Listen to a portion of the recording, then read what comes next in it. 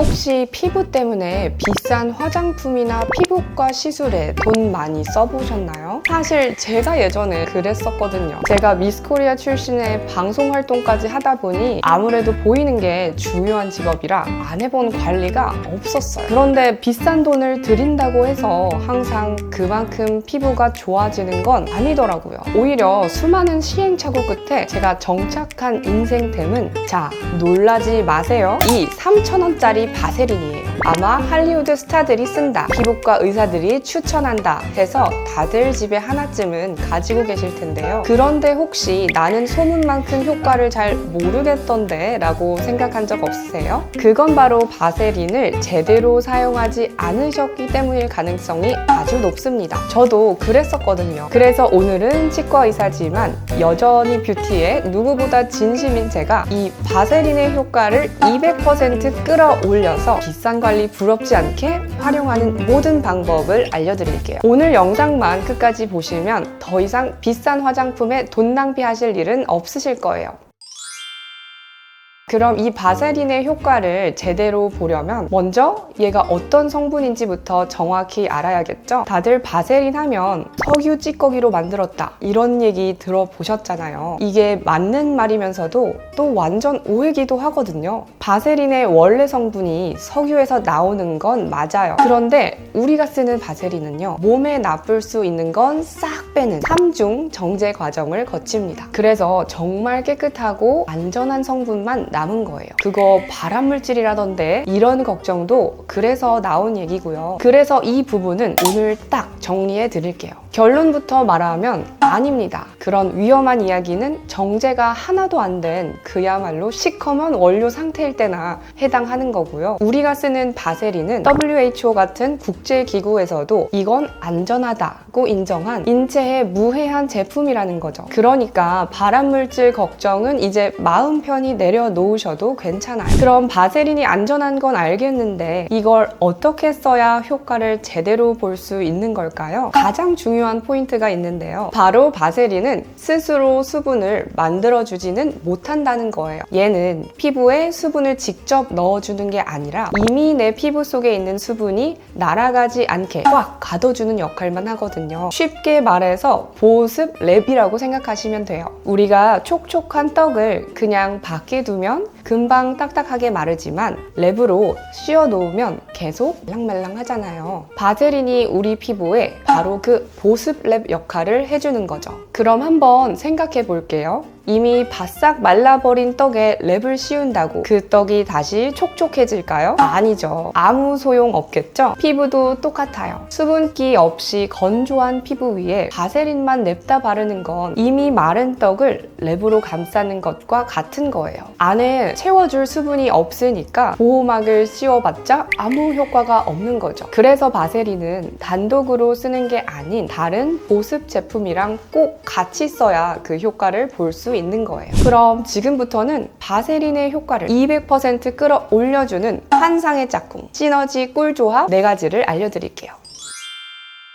첫 번째는 가장 기본이면서도 제일 중요한 수분크림 조합입니다. 피부가 너무 건조해서 고민이다, 잔주름이 신경 쓰인다 하시는 분들은 무조건 이렇게 쓰셔야 해요. 앞서 말한 떡과 랩 원리를 그대로 적용하는 거예요. 수분크림이나 히알루론산 세럼으로 피부의 수분을 꽉 채워주고 그 위에 바세린으로 랩을 씌워서 수분이 도망가지 못하게 하는 거죠. 세안 후에 수분크림을 충분히 발라주시고요. 흡수가 어느 정도 된 것 같을 때 바세린을 얇게 덧발라주면 끝이에요. 정말 간단하죠? 두 번째는 피부 장벽을 튼튼하게 만드는 비판텐 조합이에요. 비판텐은 약국에서 쉽게 살 수 있는 재생 연고잖아요. 여기에 들어있는 덱스판테놀 성분이 손상된 피부를 회복시키는데 정말 좋거든요. 피부가 유난히 거칠고 푸석한 날, 이 조합을 써보세요. 비판텐을 먼저 얇게 바르거나 수분크림이랑 살짝 섞어 바른 후에 바세린 바세린으로 마무리해주면 피부 재생 효과와 보습력을 동시에 잡을 수 있습니다. 세 번째는 주름과 탄력이 고민인 분들을 위한 레티놀 조합입니다. 레티놀이 주름 개선에 효과적인 건 다들 아시죠? 약국에서 처방받을 수 있는 비페린겔 같은 것도 비슷한 계열이고요.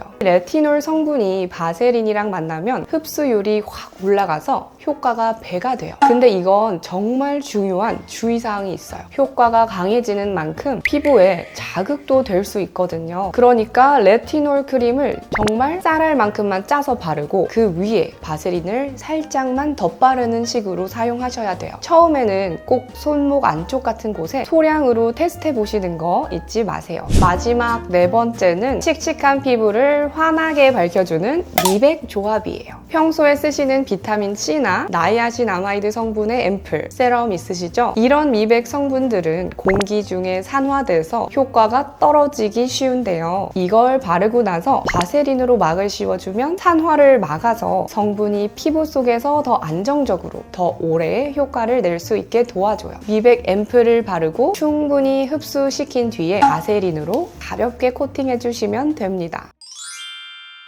이렇게 환상적인 꿀 조합들을 알았으니 이제 막 쓰고 싶으시죠? 하지만 잠깐 그 전에 내 피부 타입부터 꼭 확인하셔야 해요. 바세린은 피부 타입에 따라서 사용법이 완전히 달라지거든요. 이걸 모르고 남들 따라 쓰면 오히려 피부가 뒤집어질 수 있어요. 먼저 저처럼 피부가 건조한 중건성이나 건성 피부이신 분들, 이런 분들한테 바세린은 정말 최고의 수분 잠금 아이템이에요. 오늘 알려드린 꿀 조합들을 활용해서 스킨케어 마지막 단계에 얇게 싹 발라주시면 다음날 아침까지 촉촉함이 유지되는 걸 바로 느끼실 겁니다. 하지만 반대로 얼굴에 기름이 많은 지성 피부나 트러블이 자주 나는 분들은 정말 주의하셔야 합니다. 바세린은 유분감이 많고 모공을 막을 수 있는 성질이 있어요. 그래서 얼굴 전체에 잘못 바르면 유분 위에 유분을 덮는 셈이라 오히려 피지가 갇혀서 여드름이 폭발할 수도 있거든요. 그럼 지성 피부는 절대 쓰면 안 되나? 그건 아니에요. 얼굴 전체는 피하시고요. 각질이 심하게 일어나는 입가나 눈가처럼 유난히 건조한 부분에만 쌀알 반톨만큼만 찍어서 국소 부위에만 사용하세요.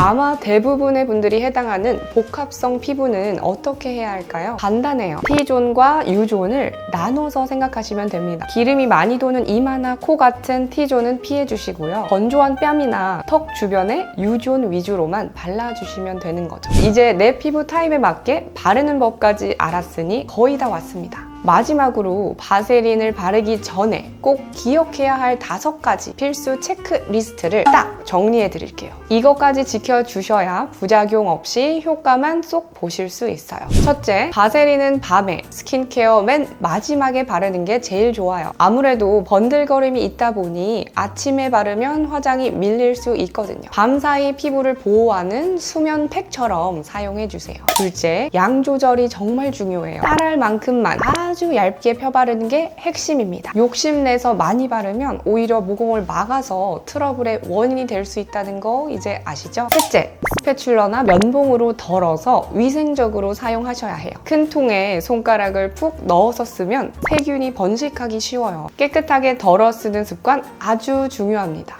넷째, 다음날 아침 세안은 가볍게 해주세요. 밤새 바른 바세린이 미끌거린다고 뽀득뽀득 씻어내면 우리가 밤새 지켜온 피부 장벽을 다시 무너뜨리는 셈이에요. 가벼운 폼 클렌징 정도로 충분합니다. 마지막 5번째, 유통기한을 꼭 확인하세요. 바세린이 오래됐거나 색이 변하거나 이상한 냄새가 나면 이미 변질됐다는 신호예요. 아깝다고 생각하지 마시고 과감히 버리셔야 피부에 안전합니다. 오늘 이렇게 바세린의 모든 것에 대해 알아봤는데요. 사실 저도 오늘 알려드린 이 방법 그대로 몇 년째 꾸준히 관리를 하고 있거든요. 특히 조금 피곤하다 싶은 날 밤에 비판텐이랑 바세린을 섞어 바르고 자면 다음날 아침에 피부가 정말 쫀쫀하고 환해지는 게 느껴져요. 비싼 관리 하나도 부럽지 않다니까요. 이 원칙들만 잘 지키시면 여러분도 3,000원짜리 바세린 하나로 수십만 원짜리 명품 크림 부럽지 않은 효과를 보실 수 있을 거예요. 더 이상 비싼 화장품 앞에서 망설이지 마시고 우리 똑똑하게 예뻐지자고요. 제가 치과 의사인데 왜 이렇게 뷰티 팁을 알려드리는지 궁금해하시는 분들도 계실 텐데요. 치과에서 하는 심리 치료가 단순히 치아만 예쁘게 만드는 게 아니라 결국은 여러분의 인상과 얼굴 전체를 밝게 만들어 드리는 거잖아요. 저는 그 연장선에서